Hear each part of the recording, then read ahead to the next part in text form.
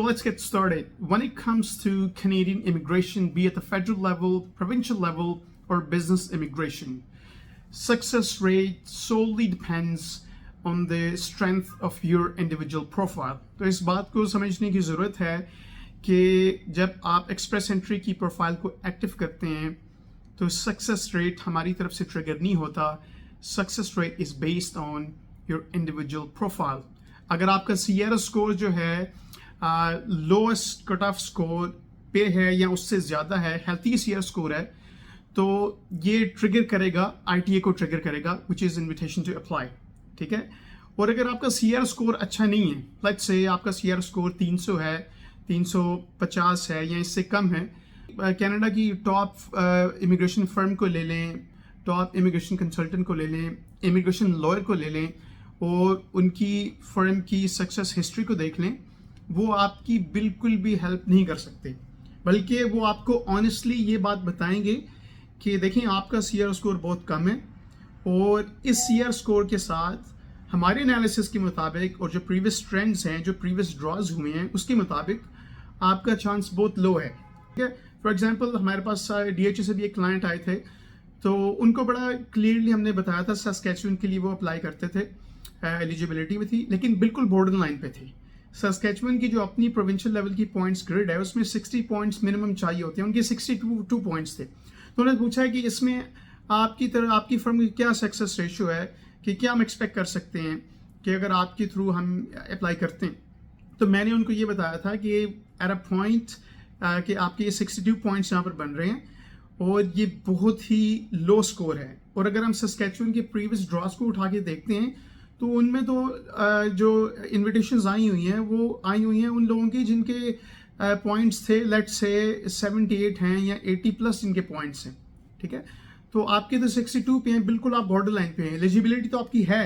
हाँ, अगर Canadian government, Saskatchewan की गवर्नमेंट रीशफल कर देती है पॉइंट्स को और वो पॉइंट्स को नीचे ले आती हैं तो आपका चांस बन सकता है कि आपका ड्रॉज में नाम आ जाए. तो सितंबर 2022 में सस्कैचुअन की तरफ से जो इन्विटेशन आई थी प्रोविंशियल लेवल पे एक्सप्रेस एंट्री की, उसमें उन्होंने लोग उठाए थे 62, 64, 66 सीआर स्कोर पर.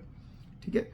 तो इमिग्रेशन का कंसल्टेंट का काम ये है कि बिल्कुल एक्यूरेटली, ऑनेस्टली आपको एक ओपिनियन दे कि this is where you stand. आपको लेट से सीआर स्कोर आपका अच्छा, आपको आईटीआई आ जाता है which is invitation to apply, तो वहां पे हमारा सक्सेस रेट पे ट्रिगल करता है. ठीक है.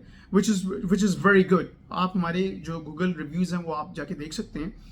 तो आईटीआई की जो कॉम्प्रिहेंसिव एप्लीकेशन होती है, it's a complete package. A single error और omission can lead to a refusal. ठीक है.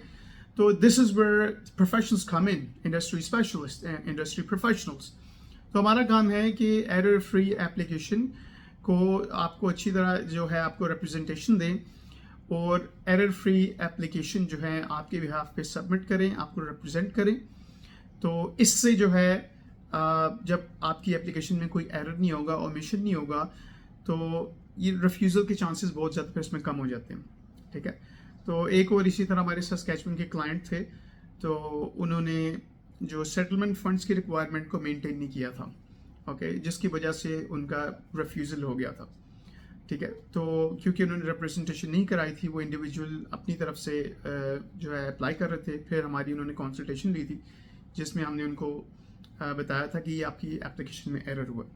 बाद में मर्सी प्ली वगैरह हुई थी जिसकी बाद उनका फाइनली अप्रूव हो गया था. ठीक है.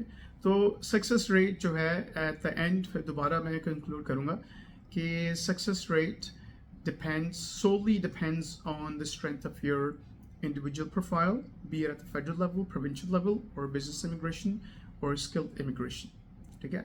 बाकी इसके अलावा we deal with all sort of Canadian immigration applications, study permits, work permits, okay, visitor visa applications. If you need any help, you can book an appointment at the given link here, and we'll take it up from there. That's it for now. Any comments and questions, you can put them in the comments below, and we'll get someone to respond back as soon as possible. That's it for now. Take care. Bye-bye.